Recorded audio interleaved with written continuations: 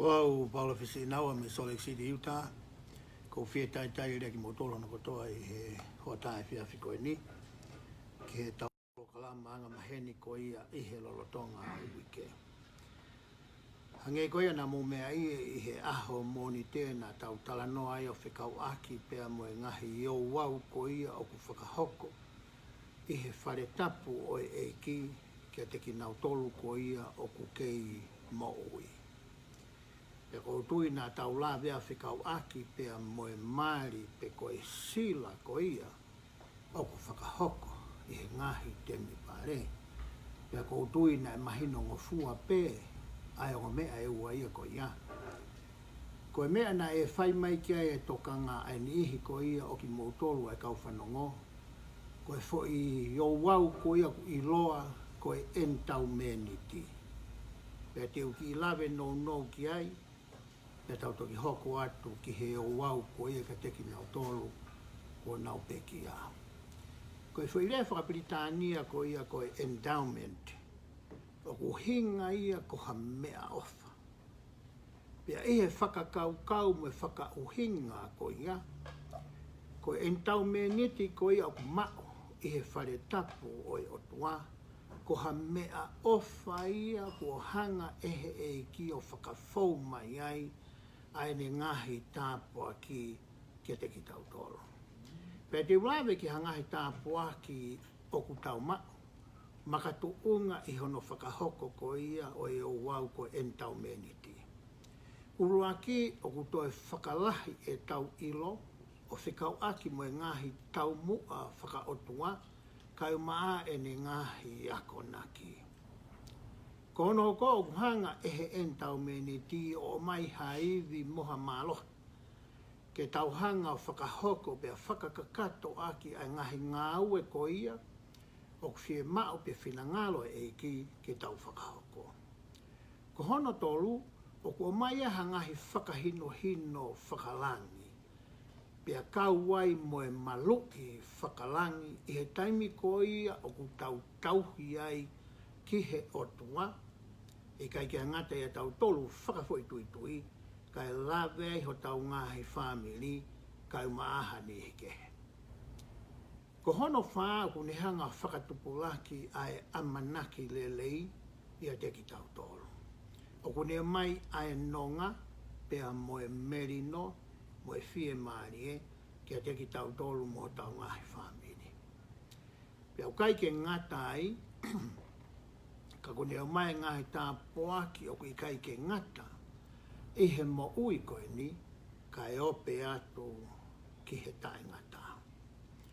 O hange ko ia koe hoko ha tangata pe ko hawe whine koe me mipa e se as koe ni, ko pau ke fou ia I he fo I mea lalahi e ua. O raki, ko pau ke papi taiso ia ki he se asi, aia koe e o wau o raki ia kune whakahoko, ko hono wau pau ke whakamau ia, ke whoaki ki ai ai laumari e maoni oni. Aia koe konga ia hono ua, o e o wau ko ia o ko tala noa ki ai. O ku pehe tofu pe ai o wau ko ia o entau meniti. O ku konga lalahi ia e ua. Koe konga urua ki, o ku mea atu ai me mi pā ki he whare tapu o e ki, pea ne hu toko taha atu ki ha wheitu. Aia o ku whakahoko ki ai, hao wau o ku iloa koe fufulu, pe koe initiatory. Aia ku hanga he o wau koe ni, o whakamahino ki he me mi pā, a hono tuunga whakaotua. E kai ke ngata ai, ka toi whakamahino ki he me mi pā, ai tuunga tenea o sia I he mo ui ko e ni. Ko mea no hoko I he o wau ko ia fufuru, o ko whakangofua rewa me mi pā, ke ne tui ai ka meni, pe ko teunga tapu, o hange ko ia o ku iloa, I he siasio sisu klaisi, o e kau maanioni ngai haki moi ni. Hiri ko ia o ku alu rewa me mi pā ia, ki haloki kehe. Pe ko tui te ulawa peke uhanga o huru I atu ai loki ko ia.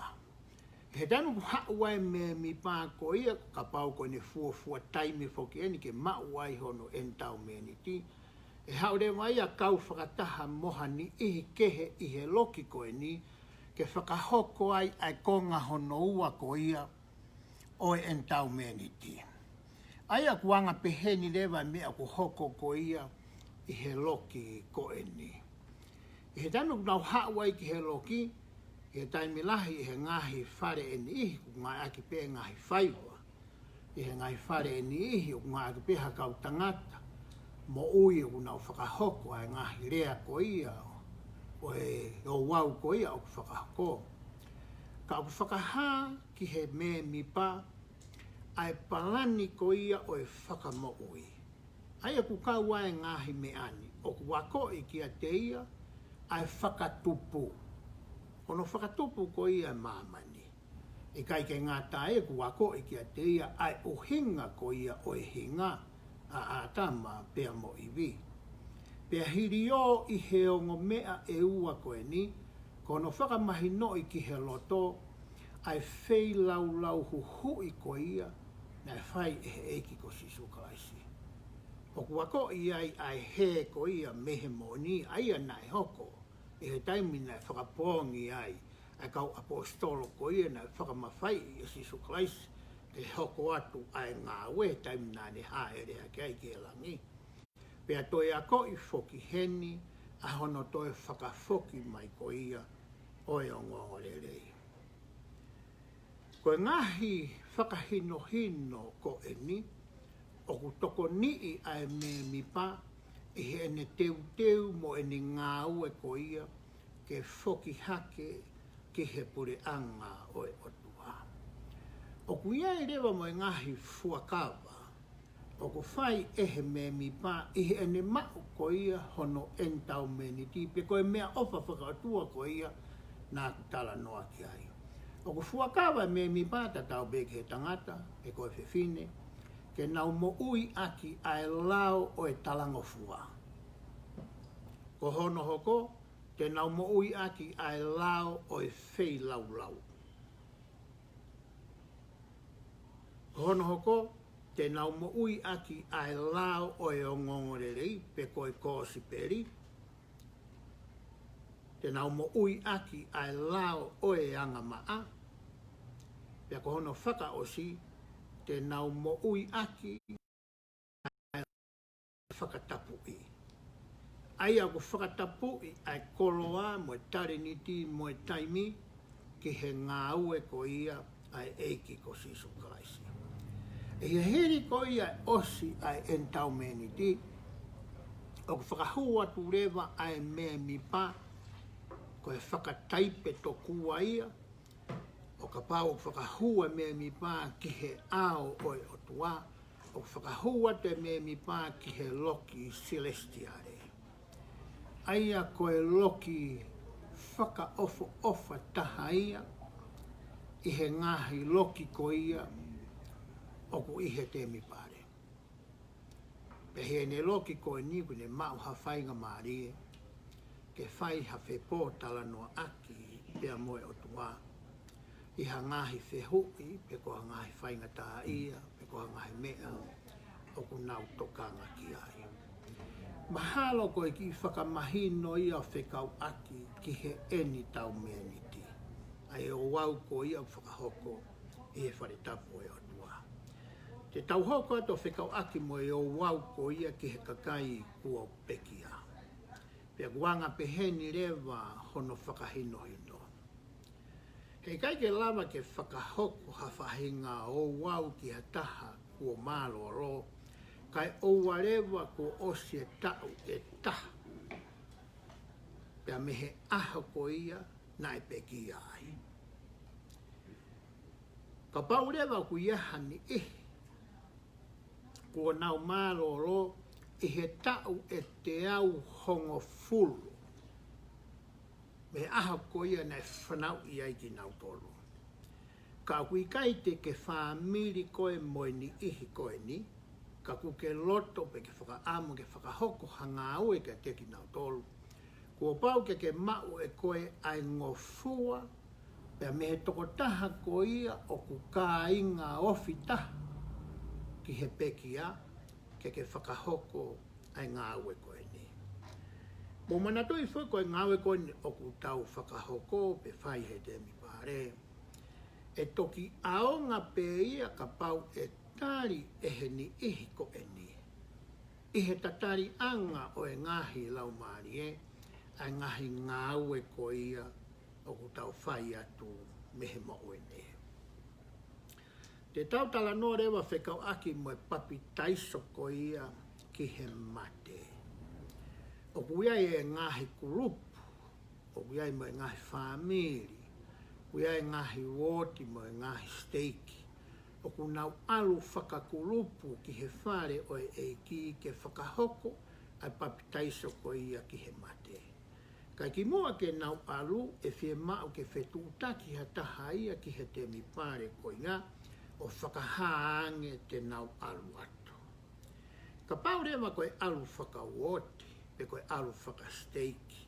O totonu ke whakapapau i o ku tokolahi whiunga ai kautaki, pea iai mo e nau rekomeni o ku kei aunga, ke nau hū whakataha mo e whanau koe ni, o whakahoko ai o wau ko ia ki he pekia.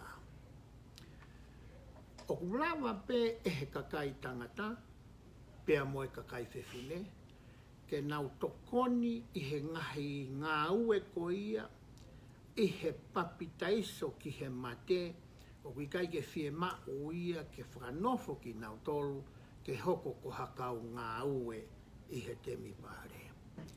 O kulawa pe e he ni ihi au te kei ke mao entau me ni ti, ka ku nau mao e nau tolu ai rekomeni whakangata ngata. E kai ke ngata ai, kulawa pe he kau tangata ai, ku nau os mao ho nau entau me ni ti. Ka e o maafo ke kau taula e ki si i ko ia, ai a koe lakanga ia i he pure tapu whakaelo ne, ke nau whakahoko ai papi taiso ko ia, o kou tala noa ki ai. Pea au whakahoko ai papi taiso ia ko ia, i he ki whakatātā koe ni o kou hulu i atu. Ai a koe pēsoni koe ni o kui ai e vai i loto, pea ku hiri whaki ia, i he tua o e whangapulu, tai me ni nau ngā ki ai polonise pe koe palasa, e taha ua ke whakafofongai, ai whaahinga, e taha ua ko ia o e hako isileri, ka e umaafo ke whafofongai ai mālohi mo e mawhai mo e ngai tāpuaki o ku maa upa mehe o tua. Pea ulawa pe ke whakatotolo i ai tuunga ko ia, o au ki he te mipare ko ia, na e fuafua langa e he tui ko ia ko Solomone. I he hiri ko ia e papi taiso ki he mate, pe koe lolotonga e papitaiso ki he mate, o kuia e tangata o tautu ia i a tesi ke nehanga o whakamā opo opo ai re kōti. Koe tokotaha ko ia, hei kai ke lama e ha taha ke he ia whakahoko e ngāwe ko ia, koe kau tangata pe ia ku o se whakanofo ke nau ngāwe i he te mipare. Pea hiri ko ia hono whakahoko ai papi taiso. O ku o mai rewa ki nau tolu ia, ki haloki e taha, ke whakamau ai, pe fuaki ai, ai lau maari e mā oni o hange e tofu pē ko ia, o ku whakahoko, i he taimi ko ia, o ku papitaiso ai ha taha, o ku kei mo ui, ki he siasi. Pea koe loki e ne o mai ki ai, ai toko taha ko ia ko osi e ne whakahoko ai papitaiso, o ne whakafofongai ai pekia. Koe toko taha ko ia, pe koe kau tangata ko ia, ku nau hanga o re kote. A hono whakamau ko ia, o e toko taha nai osi papitaiso, kua pau ia koe kau tangata ko ia, o ku nau ngāu e nau tolu ia, i he te mipare. koe o tama koe una whai ai whakamau pe koe fuaki o e lau maari e ma oni oni. E lava pe ia ke fuaki e haongo tangata kuna osi mau entau me niti. Hange koe ni kua e ngai whaamiri ko hau pe tamaia mohano toko ua. Tena lava leipe ki na ua o whakahoko ai ngā ue koe ni. I he taimi ko ia whai ai e papitaiso, i he pēsoni ko ia nā tala noa ki ai. O whie mau ki ai ha toko ua ke na hoko koe whakamooni. Ki he o wau koe ni. E lava pe ia e ha whahinga me mipa tangata pe whewhine.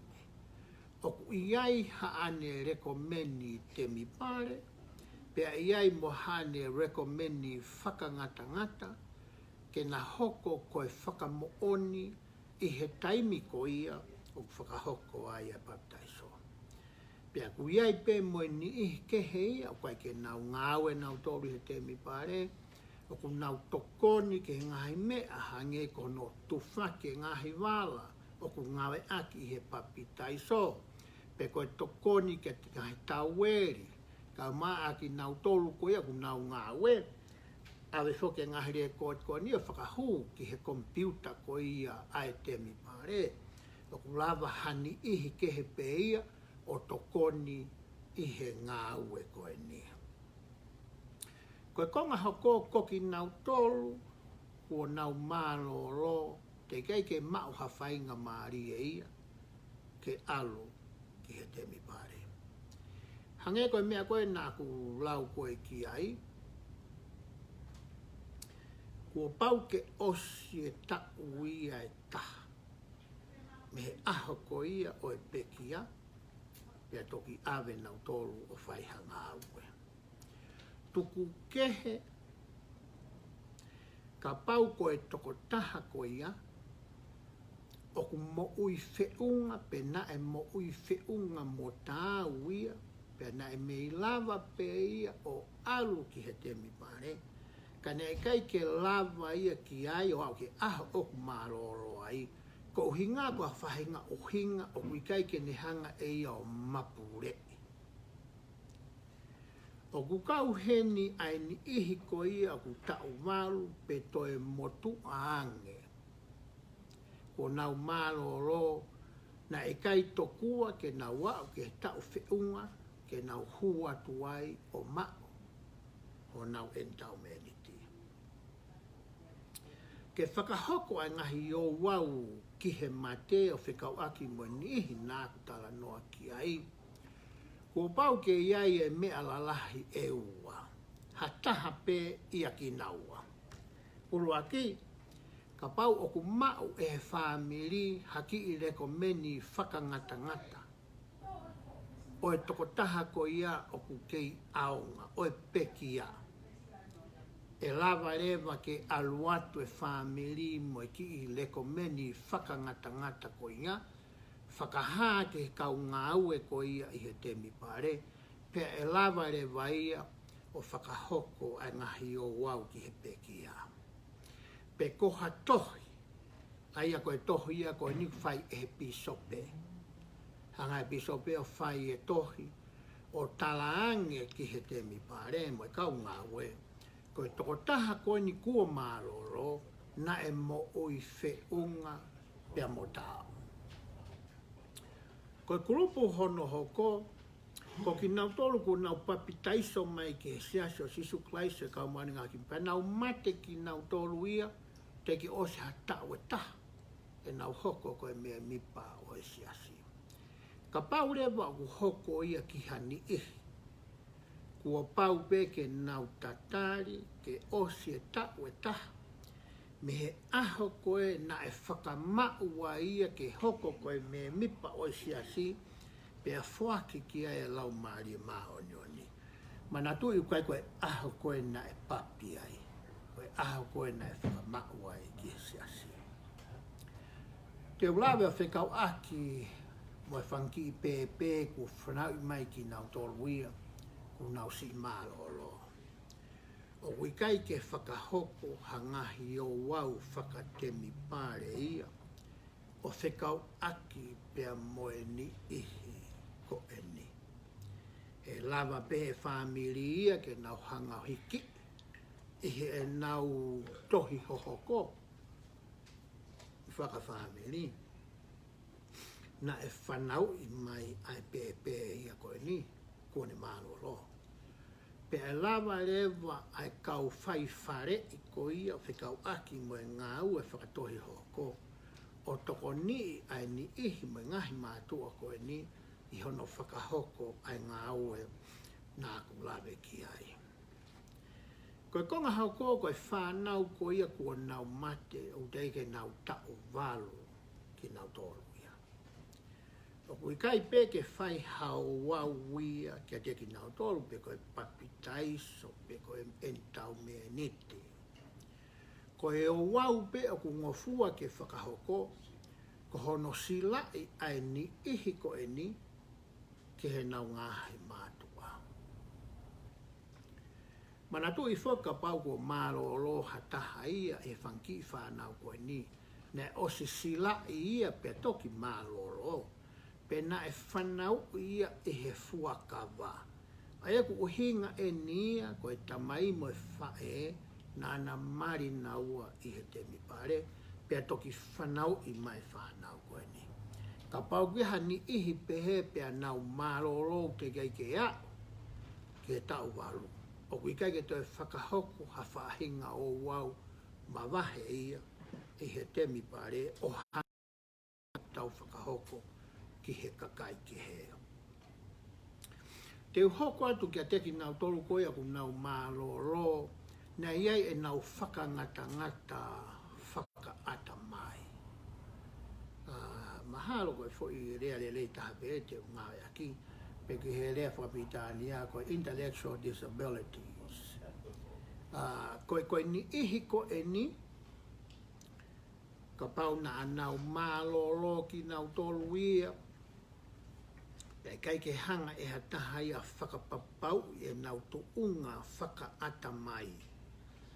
E lava pea ke whakahoko ai ngahi ngawe ka teki nau tolu o hange koe ni ihi kehe ko ia kua osi māloro.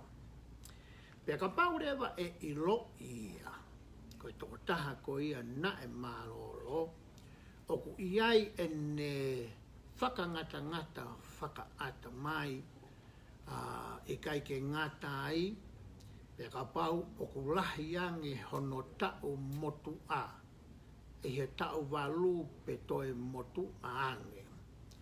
E lava pe ke silai ai ni ihi ko ia ki he nau mātu a. Pe he kai ke toe whai ha whahinga o wau ia ki he mate, ki he ni ihi ko ia o ko utala noa ki ai. Foi o au taha mātea pe, kono silai ki nau tolu ki he tamai mo e whae. Ke ulawe rewa wheko aki moha ni ihi ia, kuo maha loi pe a pehe kua nau mate. Koe ni ihi ia ko ia, ku pau ke nau tari ki nau tolu he tau e hongo furu.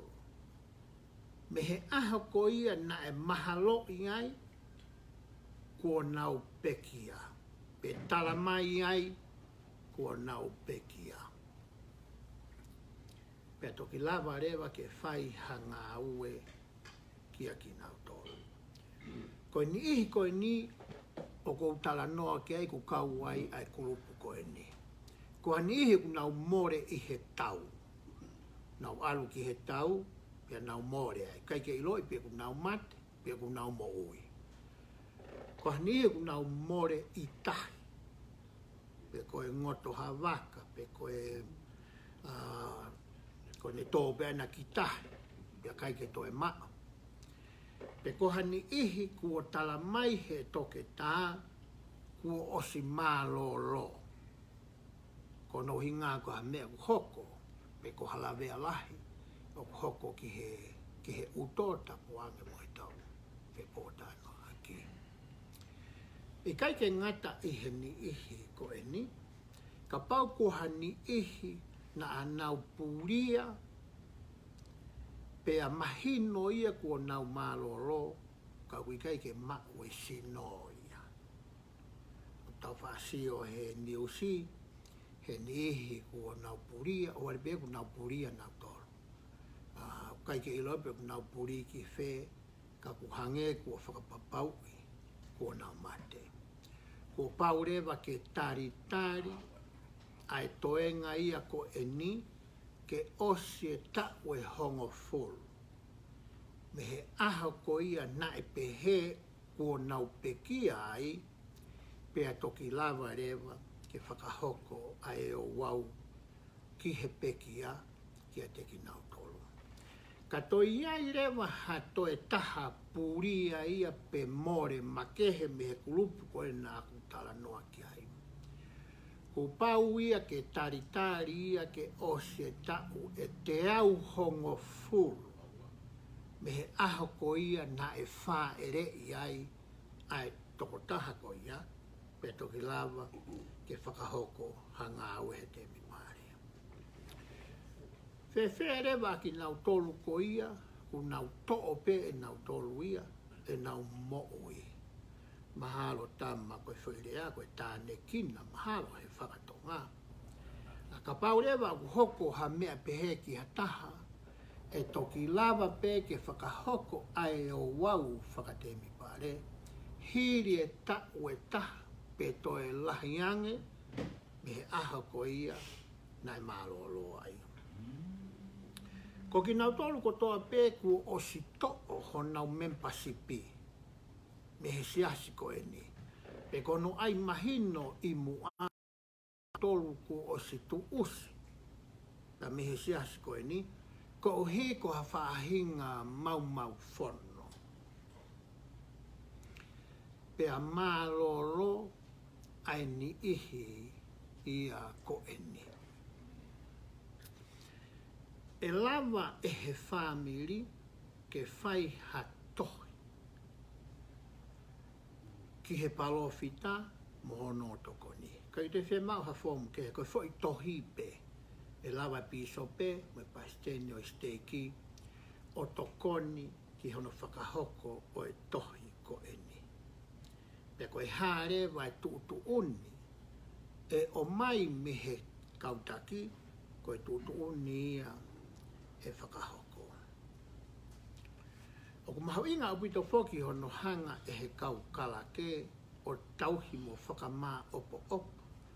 Ai taimi ko ia whakahoko ai ngahi o wau kia teki tau tolu whakafoi tui, rorotonga e tau kei mo'ui.